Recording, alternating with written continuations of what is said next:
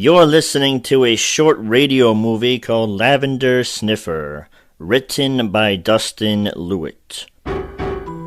Chapter 1. Lavender Sniffer was disturbed from whatever he was doing involving lavender-scented kleenex when the doorbell rang. "Pick up your package, you privileged waste of Earth's natural resources," the mailman said.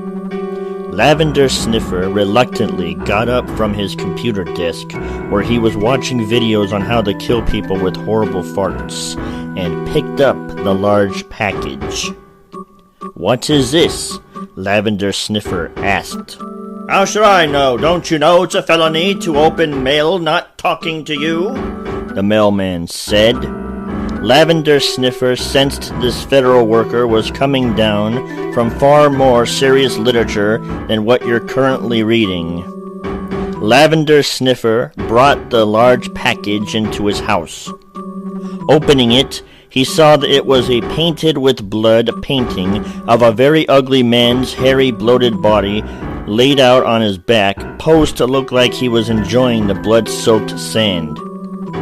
"This man looks familiar," Lavender Sniffer said, but realized he didn't want to get involved with an artist. To Lavender Sniffer, pedophiles were gods compared to artists. Lavender Sniffer took the blood painting and tossed it in the rubbish bin. Lavender was American but preferred British comedy. The murdered man's bloated corpse from the bloody painting somehow began to breathe and hopped out of the trash can.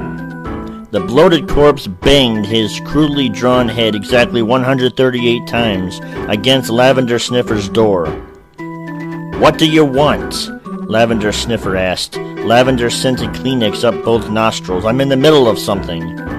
The bloated corpse that recently came alive from a painted with blood painting stood there for a long time, spaced out.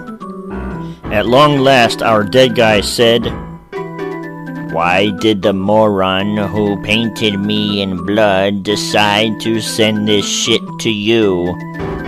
and ran back to his trash can painted with blood painting. Chapter 2. The family of Georgiana hovered over her sickbed.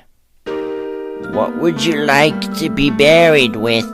Georgiana's sister asked the bloated, gray, sweating, incurable, diseased woman. "My violin and a picture of my dear William. I wish to be buried with my beloved violin and the only painting in existence of that fool who got himself murdered on a beach somewhere. I believe the artist used William's blood, per my request," Georgiana said as she died with her eyes open. Georgiana was buried with her violin. The blood painting of William's bloated body washed up on a beach somewhere was missing from Georgiana's house. Nobody bothered to close her eyes. As dirt covered the casket, everyone in attendance heard a violin sounding like a victim of sodomy begging to be shot out of their misery. It was coming from inside Georgiana's casket. "You forgot to give me rosin, cunts!" Georgiana yelled. "Did we?"